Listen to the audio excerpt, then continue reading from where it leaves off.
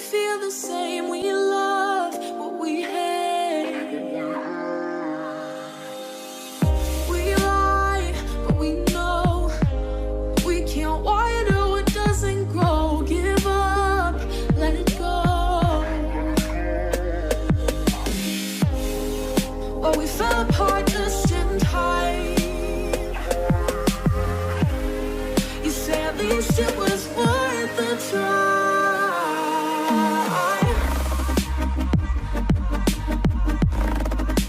At least it was worth the try.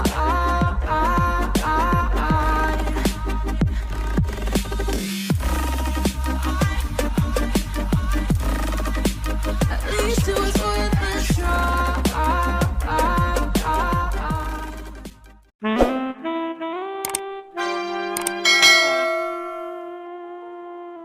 Oke, well guys, assalamualaikum warahmatullahi wabarakatuh. Waalaikumsalam. Balik lagi di Bilang Channel. Kali ini aku nyambangin kantornya Aksi Cepat Tanggap. Biasanya kita undang mereka di studio, kita undang mereka ke kafe gitu ya. Kali ini kita datang langsung ke kantornya Aksi Cepat Tanggap Kaltim yang ada di Kota Balikpapan, tepatnya di depan Balikpapan Sport Center. Kadang promosiin ACT nih ya. Nah, kali ini kita langsung berhadapan dengan apa ya, bisa dibilang empunya aja. Empunya, kalau empunya juga Anda juga sih Mas. Oh iya. Daina malah nanti kelihatan kayak tua banget. Baik, jadi kita langsung berhadapan dengan apa Mas? Dibilangnya apa di sini? Perwakilan aja ya, tapi enak. Perwakilan ya, perwakilan dari ACT Kaltim dengan Mas Andi Pradipta. Mas Andi Pradipta. Oke. Mas Andi. Ini ya, ngobrolin soal ACT, Aksi Cepat Tanggap. Ini kan salah satu lembaga yang memang concern terhadap apa ya, bencana-bencana, bahkan isu-isu sosial yang terjadi di masyarakat. Kita tahu dong, di Indonesia saat ini di awal tahun 2021 ini banyak banget bencana yang terjadi nih ya. Yang terdekat adalah banjir dan gempa bumi. Nah, ini dari ACT sendiri langkah apa yang diambil untuk menghadapi bencana seperti ini? Terima kasih banyak Mas. Jadi dari awal tahun kita kelihatannya tidak ada rehat sama sekali. Betul. Bencanaan. Mulai tragedi Sriwijaya, disusul Sukabumi, dan yang terbaru ini Kalsel sama Sulawesi Barat. Jadi ini merupakan sebuah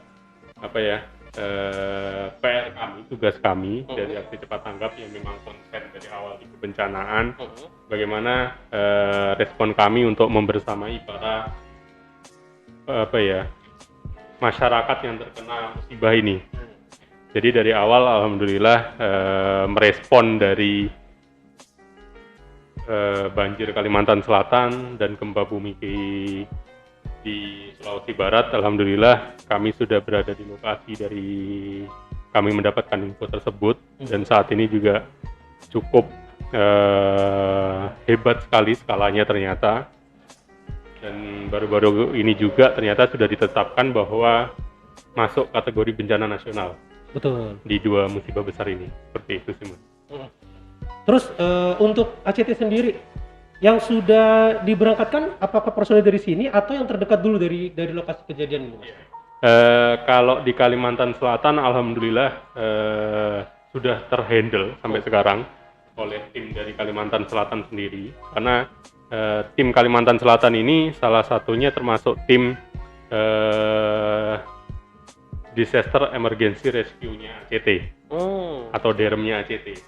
Nah, jadi ketika terjadi musibah, alhamdulillah sampai sekarang sudah tercover oleh tim dari Kalimantan Selatan.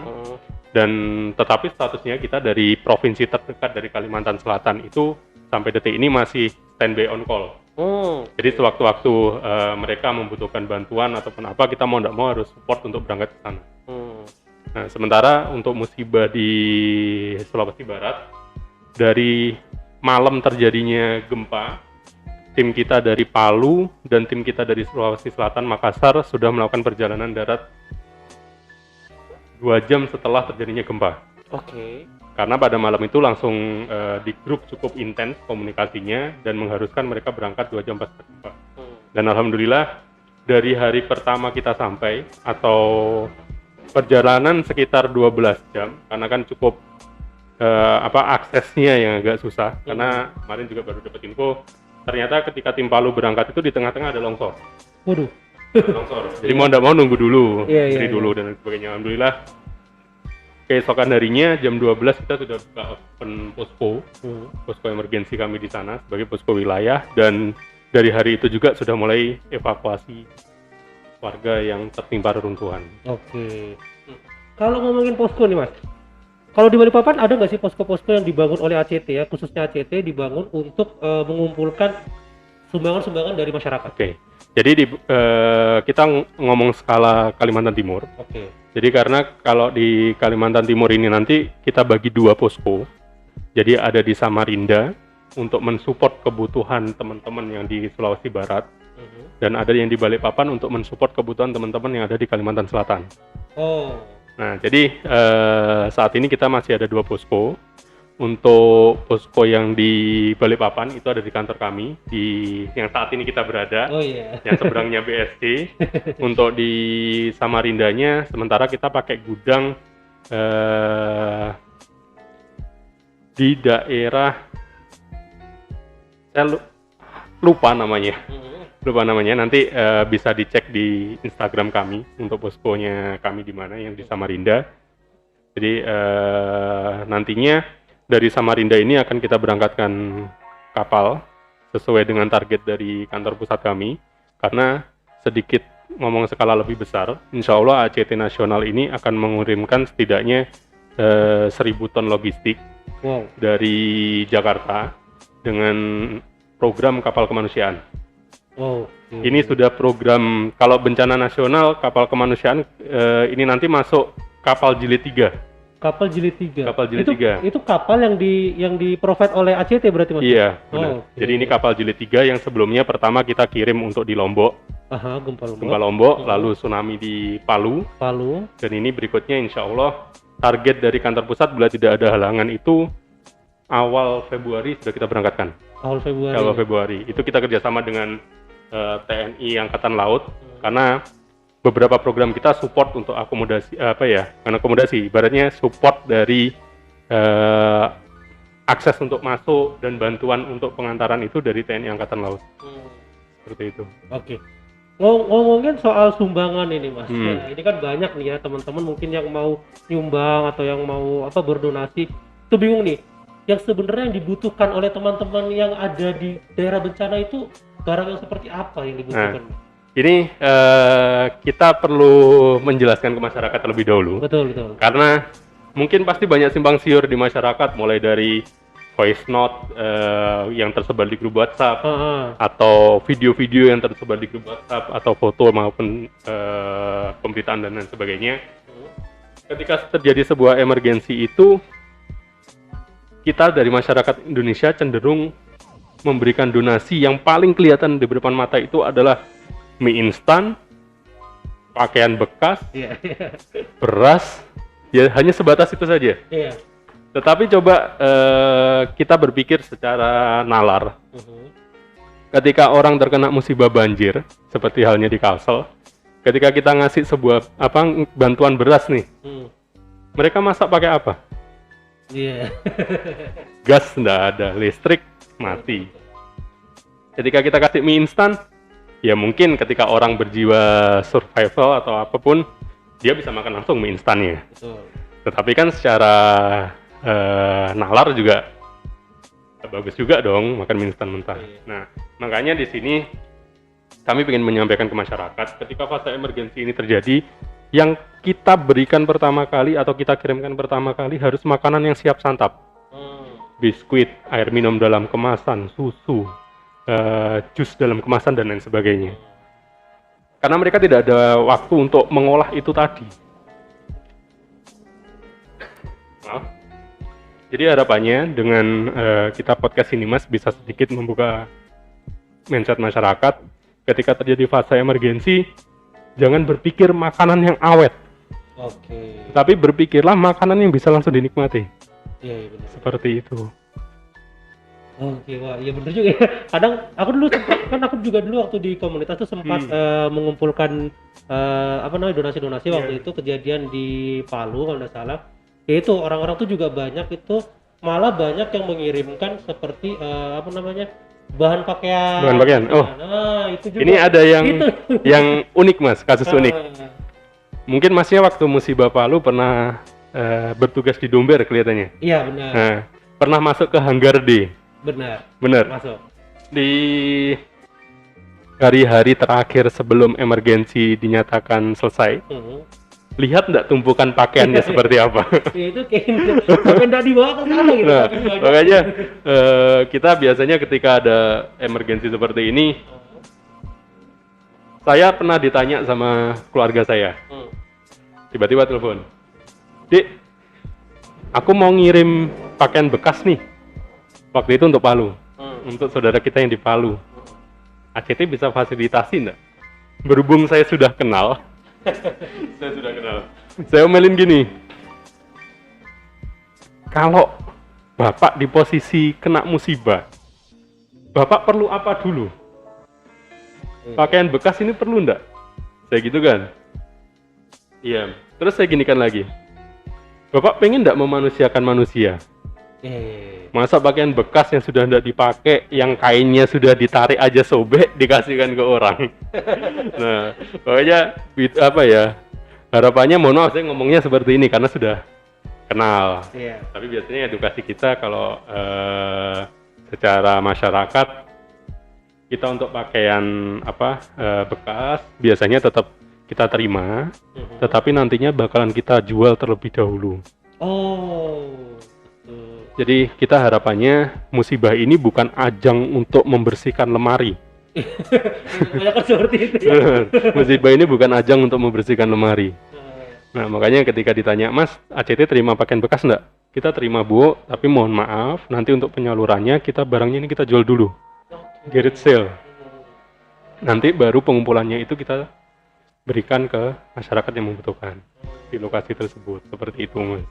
Wah, keren-keren. Jadi itu juga edukasi ya buat kita semua. Jadi ya amit-amit lah kalau terjadi bencana lagi. Memang kita punya banyak baju, tapi apakah mereka yang pada saat kena bencana itu membutuhkan secara langsung baju?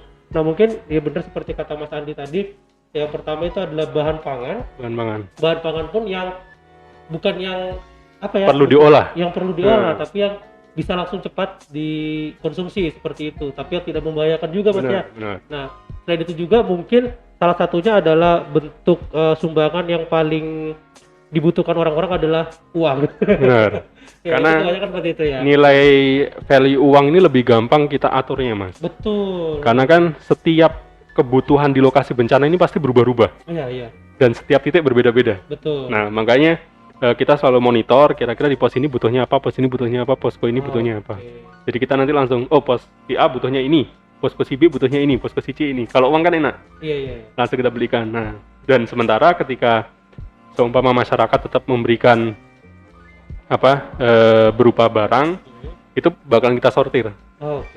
Nanti yang alokasinya ini kemana, alokasi ini kemana, alokasi ini kemana. Nah. Wah, mantap Mas. Ini menjadi salah satu pelajaran juga buat kita dan juga buat teman-teman yang mungkin lagi nyaksikan atau mendengarkan. Oh iya Mas, kalau dari ACT Balikpapan sendiri, adakah rencana untuk mengirimkan personel ke sana Mas? Tadi untuk personil tadi sudah saya sampaikan, kita on call waktu di telepon harus berangkat ya kita berangkat. Nah, cuma target kami untuk bantuan insya Allah nanti di tanggal 25. Tanggal 25 bulan ini. Mudah-mudahan kalau tidak ada halangan kita bakalan berangkatkan truk logistik ke Barabai. Via darat berarti ya? Via darat ke Barabai karena koordinasi dengan tim posko wilayah yang ada di Banjar diinfokan untuk nanti tim supporting unit dari Kalimantan Timur diarahkan untuk ke Barabai. Wah keren. Kalau boleh tahu nih Mas, yang sudah terkumpul di ACT ini bentuk donasinya apa aja ini Mas? Kalau yang sudah terkumpul, yang pertama adalah uang. Itu sudah dari fase emergensi per tanggal 15 kemarin sudah mulai kita salurkan. Yang saat ini sedang kita ada di kantor kami ada salah satunya Pampers anak, obat-obatan, masker. Untuk bahan pokok kita masih belum ada. Bahan pokok belum ada dan harapannya dengan adanya podcast ini semakin menguatkan masyarakat kita untuk saling membantu karena ini ada Iya, peluang tanggal 25 kita berangkat. Oke. Seperti itu. Oh, mantap, mantap. Nah, apalagi jadi bingung dia. Karena memang bencana ini kayaknya kita di awal tahun ini digempur habis-habisan ini. Digempur Waduh. habis-habisan Mas, karena Eh, Indonesia ini ibaratnya adalah supermarketnya bencana. betul betul betul. Apa aja ada. Kayak itu kita bisa kena bencana di mana-mana ini. Nah, kalau untuk ini Mas, kita mau donasi ke ACT, ini gimana caranya? Kalau donasi ke ACT yang pertama bisa mendatangin langsung kantor kita. Oke. Itu yang ada di seberangnya BSC atau lebih awamnya adalah Ruko Haryono Pilis. Haryono Peles. Haryono Pilis nomor 15. Heeh. Nah, itu di situ.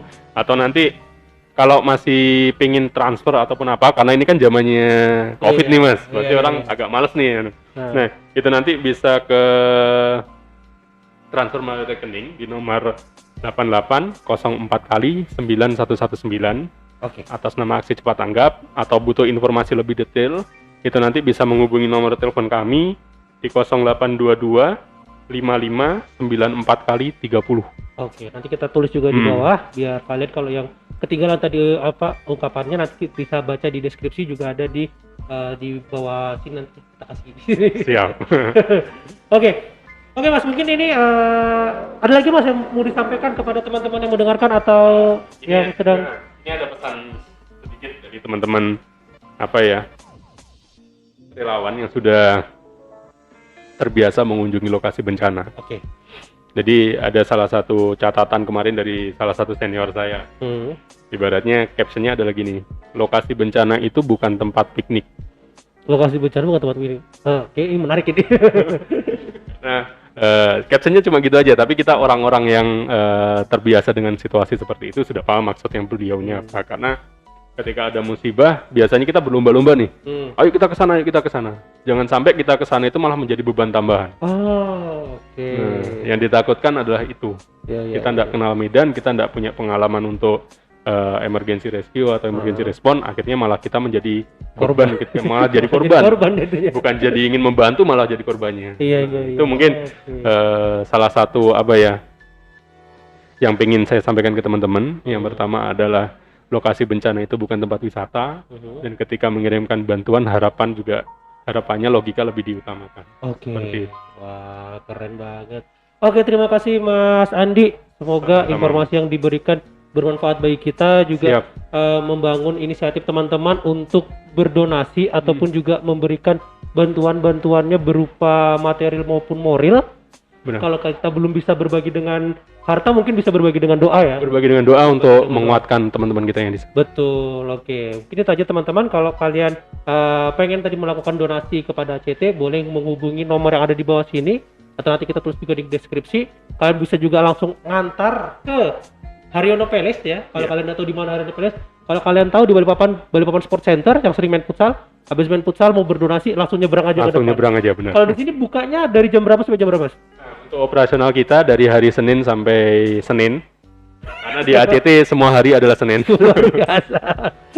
Jadi setiap hari kita buka dari Oke. jam 8 sampai jam 9 malam. Dari jam 8 sampai 9 malam. Pas banget ya. Jadi buat kalian yang habis main futsal masih ada sisa uangnya, mungkin didonasikan di sini ya. Kumpulan teman-teman futsal beli juga di sini.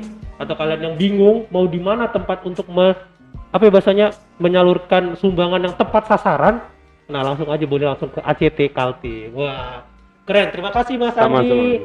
Semoga info ini bermanfaat bagi Amin. kita, bagi teman-teman, dan juga kita harapannya Indonesia baik-baik aja. Amin. Oke, terima kasih teman-teman yang sudah mendengarkan. Kalau kalian suka, boleh langsung di like aja. Kalau kalian nggak suka, keterlaluan berarti ya. Karena ini adalah informasi yang sangat bermanfaat loh ya. Jadi mungkin itu aja podcast kita pada hari ini. Nanti mungkin kita bisa menggali informasi lebih dalam lagi tentang kebencanaan langsung dari ACT, boleh Mas ya? Boleh. Kapanpun kita mau butuh informasi. Oke, wah. Keren ya di sini. Senang di podcast ternyata. Oke, terima kasih Mas Andi, terima kasih Sama-sama. teman-teman ACT, terima kasih teman-teman yang sudah nonton. Akhir kalam, wassalamualaikum warahmatullahi wabarakatuh. Bye bye.